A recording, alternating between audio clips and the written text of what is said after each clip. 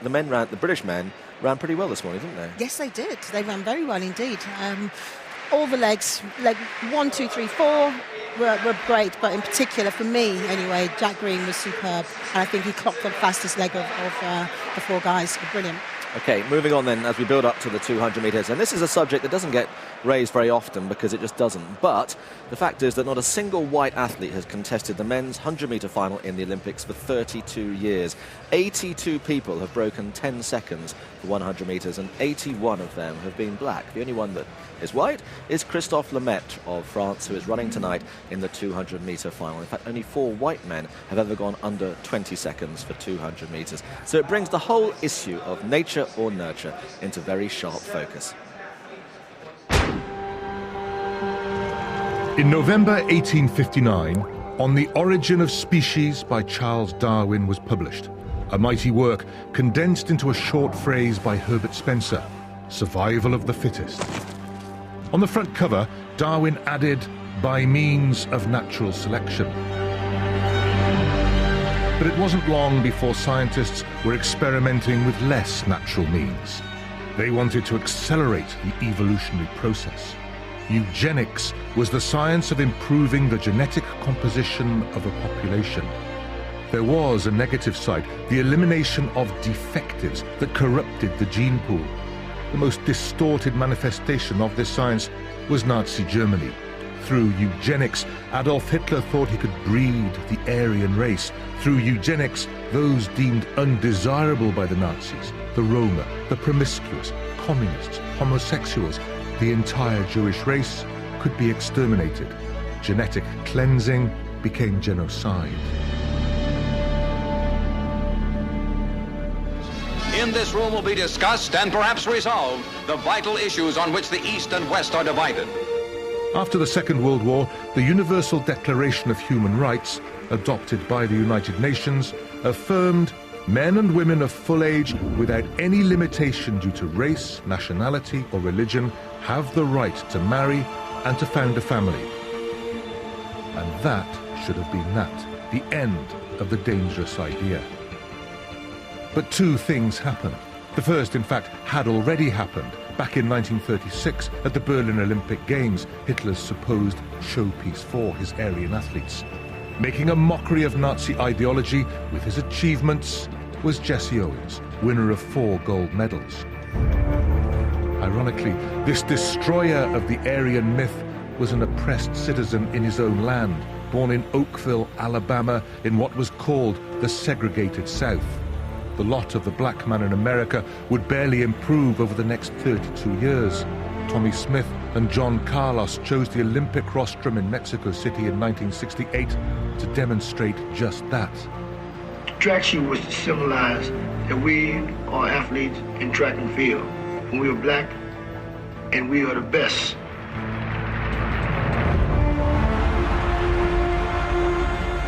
Black power, that's the second thing. For the past 80 years, ever since Eddie Tolan became the first African-American runner to win the 100 meters at the 1932 Los Angeles Games, sprint events have been dominated by black athletes.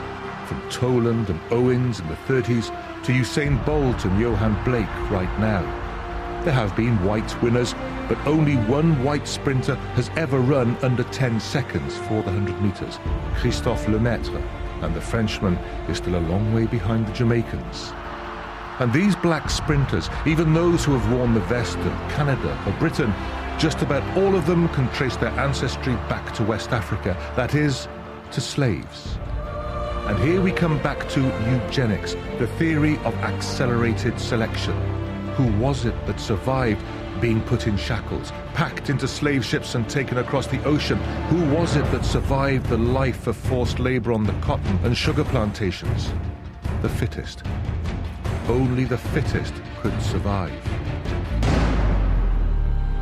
The latest suggestion in the science of sprinting is that you need the non-mutant version of the alpha-actinin skeletal muscle isoform 3 gene. Who could argue with that? Except, given what has sometimes come out of the laboratory for sprinters, we should perhaps remain a little skeptical. The point is, the scientists are back in the gene pool, fishing. Is it dangerous? Do we know where it will lead? Gene doping is the next great fear among people who are trying to keep sport clean. For now, we are nowhere near saying that Child X will win one day because he or she has inherited the right cocktail of genes. For the moment, we are as unpredictable and full of mystery as ever. As Darwin said, from so simple a beginning, endless forms most beautiful and most wonderful have been and are being evolved.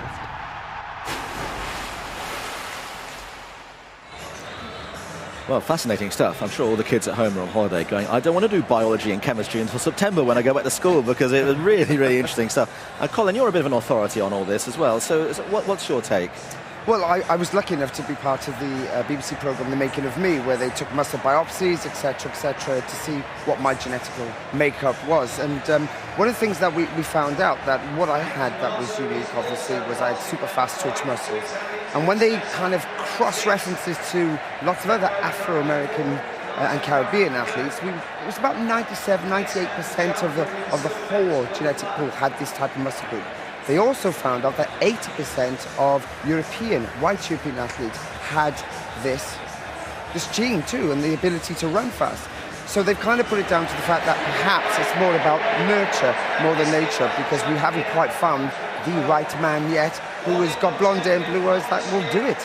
But are we at the point now where if you're a very talented athlete at 14, 15, 16 and you're white, you're almost institutionally programmed to think that you won't be able to compete at the highest level in the sprints? I don't think so. And I did a program on this very subject as well, and went even a little bit deeper into the slave trade and how that may have actually affected the genes. And so what we came in, I interviewed lots of different scientists and historians about the topic, and they all have different philosophies on it. But at the end of the day, what we come back to is that no matter what the situation, you may be predisposed to be, to be a sprinter or have the talent to be a sprinter, but that doesn't necessarily mean that you're going to actually get there. There are so many different factors, and we can't forget that play into and that contribute to whether an athlete will succeed or not, or whether they'll ultimately reach their full potential. But if you're playing the laws of probabilities, though, if I use that statistic again, about 82 people who've broken 10 seconds for 100 meters, 81 of them are black. Right. Surely that is so overwhelming. It's incontrovertible. It's not. It is not. It's not. Because the thing is you have to look at Jamaica, for example. There is no doubt about it that part of the reason why Jamaica has such great sprinters in that tiny country, you can't deny the fact that not only is athletics the national sport, sprinting is the national sport. So kids grow up seeing sprinters who look like them, who come from the same neighborhoods they come from, and so and those are their role models and those are their heroes. If you have that same situation with white sprinters, for example, let's say that you have 5 Christophe Lemaitres who come from the same neighborhood and they are heroes in that neighborhood or in that community, those kids are going to want to do that too. And the more you have who decide, yeah, I'm going to follow that path, the more likely you are to find those. Now, genes can contribute. There's no doubt about it. Genes contribute. And some people are more, if you have the Actin3 RN77 version of the gene, then yeah, you have a slight advantage in terms of your probability to become a great sprinter, but it doesn't mean you're going to be, and it doesn't mean that someone who doesn't have it can't be. Denise, you're desperate to get in. Go on. I was just going to ask you whether climate also has a part to play in it. Warm conditions, environment, also, as you clearly said, motivation by fellow athletes, their inspiration. Yeah, but I think environment certainly has something to do with it. I think access to facilities, coaching, all of those sorts of things, motivation, everything. Okay.